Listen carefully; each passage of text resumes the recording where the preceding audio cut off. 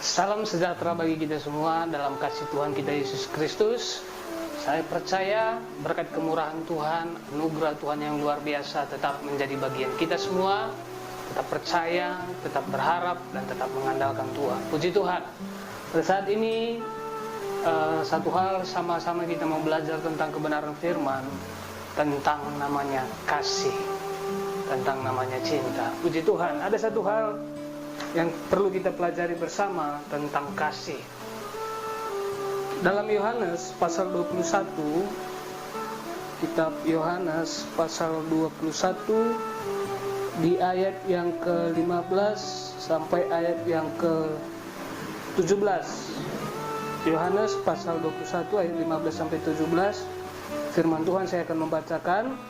Sesudah sarapan, Yesus berkata kepada Simon Petrus, "Simon anak Yohanes, apakah engkau mengasihi aku lebih daripada mereka ini?" Jawab Petrus kepadanya, "Benar Tuhan, engkau tahu bahwa aku mengasihi engkau."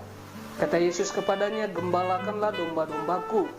Kata Yesus pula kepadanya untuk kedua kalinya, "Simon anak Yohanes, apakah engkau mengasihi aku?"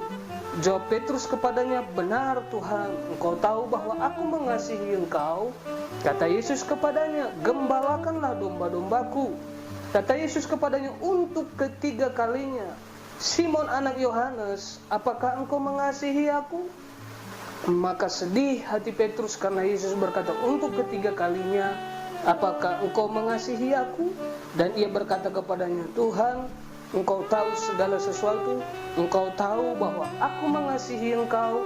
Kata Yesus kepadanya, "Gembalakanlah domba-dombaku." Puji Tuhan. Di sini kita tahu bersama, ini adalah peristiwa ketika Yesus sudah bangkit dari kematian. Pada peristiwa sebelumnya, banyak murid-murid sudah tercerai-berai. Ada yang kecewa, ada yang bahkan kembali kepada kehidupan lamanya, ada yang kembali ke pekerjaannya. Mereka kembali kepada kehidupan mereka sebelum mereka kenal dan datang berjalan bersama Tuhan. Tapi di sini ada satu hal yang perlu kita pelajari bersama. Apa yang dialami Petrus, pemulihan tentang cinta, pemulihan kasihnya kepada Tuhan. Petrus ini adalah seorang yang sangat antusias, dia juga orang yang sangat menonjol. Bahkan kita tahu bersama dia adalah orang yang selalu berani mengambil satu keputusan dan bertindak. Bahkan di dalam Injil Matius pasal 16, di sana dikatakan bahwa Yesus sendiri sudah mendeklarasikan bahwa di atas batu karang ini aku akan mendirikan jemaatku, alam maut tidak akan menguasainya. Kepadamu akan kuberikan kunci kerajaan sorga. Apa yang kau ikat di bumi terikat di sorga, dan apa yang kau lepaskan di bumi terlepas di sorga. Ada satu hal yang dipercayakan Tuhan yang luar biasa ketika benar-benar dia memiliki pengenalan akan Yesus. Bahwa dia mengakui bahwa di sana dikatakan dia bertanya kepada kata orang, "Siapa aku?" Banyak orang berkata Yesus itu adalah orang yang luar biasa. Banyak orang yang berkatakan bahwa dia itu adalah salah satu dari para nabi. Tetapi di sana dia bertanya kepada murid-murid secara khusus, "Katamu siapa aku?" Dan di situ Petrus menjawab, "Engkau adalah Mesias, anak Allah yang hidup." Di sana Yesus menyatakan, mendeklarasikan bahwa Tuhan mendirikan jemaatnya dalam pengenalan akan Dia, dalam pengenalan akan Yesus. Tapi di sini ada banyak peristiwa yang mereka murid-murid jalani bersama dengan Tuhan. Banyak tanda-tanda, banyak mujizat, banyak hal yang mereka alami bersama dengan Tuhan. Dan pada satu waktu ketika Yesus harus menggenapi untuk karya penebusan, Dia mati di kayu salib. Di sini Yesus datang secara khusus, secara pribadi bertemu, berbicara dengan Petrus. Pada peristiwa ini adalah ketika murid-murid kembali ke pekerjaannya. Yesus datang kembali ke hidup mereka. Meskipun mereka tercerai-berai, banyak yang kecewa, banyak yang bahkan mereka melupakan, berusaha kembali kepada kehidupan lama. Tetapi Yesus tetap tidak berubah. Dia tidak berubah, kasihnya tidak berubah. Dia selalu datang. Dia tetap datang bagi orang-orang yang dikasihinya. Secara pribadi Yesus bertanya tentang cinta, tentang kasih kepada Petrus. Karena Petrus pernah berkata bahwa aku tidak seperti mereka ini. Aku siap mati Aku siap mengalami apapun bersama dengan Engkau. Aku siap menghadapi kematian, aku siap dibelenggu, bahkan aku siap dengan hal apapun untuk bersama dengan Engkau. Tapi peristiwa sebelumnya, ketika Yesus ditangkap, Petrus menyangkal Yesus 3 kali. Petrus berkata bahwa dia tidak mengenal Yesus. Ketika banyak orang bertanya kepada dia, bahkan ketika seorang wanita pun bertanya kepada dia, dia tetap menyangkal Yesus. Tapi di situ dia menyesal dengan semua apa yang dia katakan, bahwa dia menyadari bahwa hidupnya penuh kelemahan. Tapi di situ Yesus datang kembali kepada hidupnya untuk mengadakan satu pemulihan dalam jiwa Petrus. Tapi di sini ada satu hal yang perlu kita pelajari bersama. Di sini Yesus bertanya, ketika dia bertanya kepada Simon, dia tidak menyebut Simon Petrus, tetapi dia menyebut Simon anak Yohanes. Ada satu hal yang menarik di sini, bahwa Yesus tidak hanya berbicara tentang diri Petrus, tetapi Yesus berbicara tentang satu hubungan. Dan di sana dia menggunakan kata bahasa terjemahan aslinya, mengasihi aku. Di sana Yesus menggunakan kata agape. Apakah engkau agape kepadaku? Tetapi Petrus menjawab di sana, aku phileo kepadamu. Dan yang kedua kali pun Yesus bertanya, apakah engkau agape kepadaku? Tapi di sana juga Petrus menjawab, aku phileo kepadamu. Bahkan untuk ketiga kalinya Yesus bertanya kepada Simon anak Yohanes, apakah engkau mengasihi aku? Tetapi di sana Yesus menggunakan kata phileo. Dan Petrus menjawab, Simon Petrus menjawab, ya guru, aku phileo kepadamu. Di sini ada satu hal yang menarik. Yesus tidak menyebut Simon Petrus, tetapi Simon anak Yohanes. Ada satu hal yang menarik, bahwa Yesus ingin memulihkan Petrus yang merasa tertolak, merasa bersalah, tetapi Yesus tidak pernah berubah akan hidupnya. Yesus datang kembali kepadanya. Di sana, kalau agape itu adalah kasih tak bersyarat. Itu adalah kasih Allah, kasih yang tak bersyarat. Tetapi di sini ada satu hal yang luar biasa. Kalau phileo itu adalah kasih sebagai saudara, sebagai sahabat. Ada hal yang luar biasa di sini. Dalam kitab 1 Yohanes pasal 4, di sana dikatakan bahwa, saya akan membacakannya, 1 Yohanes pasal 4 ayat yang ke-20. 1 Yohanes pasal 4 ayat yang ke-20, jikalau seorang berkata aku mengasihi Allah dan ia membenci saudaranya, maka ia adalah pendusta. Karena barang siapa tidak mengasihi saudaranya yang dilihatnya, tidak mungkin mengasihi Allah yang tidak dilihatnya. Puji Tuhan. Di sini Yesus menegaskan bahwa engkau tidak bisa mengasihi orang yang tidak engkau kenal. Jadi di sana Yesus menyatakan, mengajar, mendidik satu kasih tentang cinta, bahwa memang benar kasih itu bukan hanya berbicara kehendak,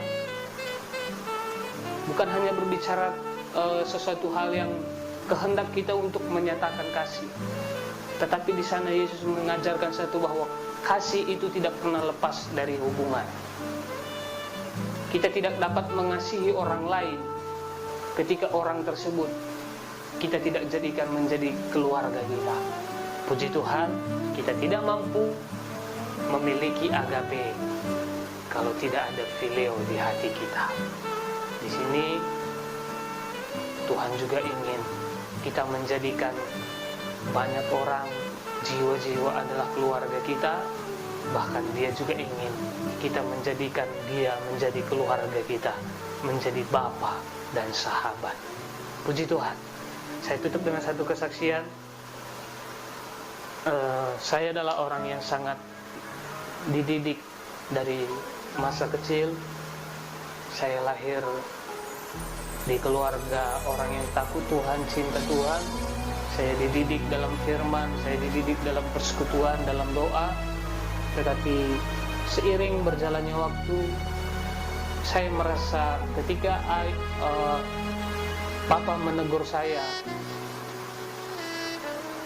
tidak ada lagi teman saya di rumah. Akhirnya saya pergi keluar mencari teman. Bahkan demikian juga ketika Mama menegur saya, Papa saya tidak menjadi teman, menjadi sahabat bagi saya. Akhirnya saya mencari sahabat keluar. Tapi satu ketika waktu saya bertemu dengan lingkungan, dengan persahabatan di dunia ini, dan sampai merusak hidup saya. Bahkan bukan hanya saya yang rusak karena pergaulan, tetapi saya juga benar-benar menjadi orang yang merusak kehidupan orang lain. Saya benar-benar hancur, benar-benar kotor. Bahkan pelayanan pekerjaan Tuhan pun saya menjadi batu sandungan di sana. Bahkan saya melakukan satu perbuatan yang sangat buruk. Saya mengambil uang persembahan, saya pergunakan untuk hal-hal yang buruk. Saya pergi minum, saya pergi mempergunakan hal-hal yang sangat buruk, yang sangat tidak disukai oleh Tuhan. Tapi sampai satu titik, ketika saya berdoa, bergumul, karena dalam kekosongan jiwa saya, hidup saya, suara itu ada di telinga saya, suara itu ada di hati saya, suara itu benar-benar nyata. Dia datang ke hidup saya secara pribadi. Aku mengasihi engkau, engkau adalah garam dan terang dunia. Saya yakin Tuhan itu bukan Allah yang buta, tapi Dia adalah Allah yang melihat. Sementara saya merasa bukan hanya orang lain menolak saya, tapi diri saya sendiri merasa saya menolak diri saya sendiri. Tetapi di sana jelas sekali Dia mengatakan bahwa aku sangat bangga menjadi papamu, dan aku selalu sangat bangga engkau menjadi anakku. Di situ saya menangis, saya merasakan kehangatan pelukan kasih sayang yang luar biasa, bahwa Dia itu Bapa yang sangat baik. Aku bangga menjadi papamu, dan aku bangga engkau menjadi anakku. Dan ketika suara itu datang ke hidup saya seperti mengalami suatu kelepasan yang luar biasa, satu kemenangan, kemerdekaan yang nyata. Dan di sana saya menangis, saya tersungkur, saya mengalami banyak hal yang luar biasa dari Tuhan, bahwa Dia tidak berubah. Cinta tidak berubah karena pengkhianatan. Cinta tidak pernah berubah karena pemberontakan. Tetapi cinta itu, kasih itu, Allah itu tetap menjadi dirinya sendiri. Dia adalah yang setia. Ketika kita tidak setia, Dia tetap setia. Puji Tuhan, saya percaya biarlah kita dapat memandang kasih-Nya yang luar biasa. Kita bisa memandang tangannya yang terpaku di kayu salib, sehingga benar-benar kita menyadari Dia adalah Bapa yang sangat baik. Puji Tuhan, saya percaya kasih dari Bapa melimpah di hati kita, melimpah di hidup kita, dan menjadikan kita menjadi aliran-aliran sungai kasih Tuhan bagi semua orang. Puji Tuhan, Tuhan memberkati.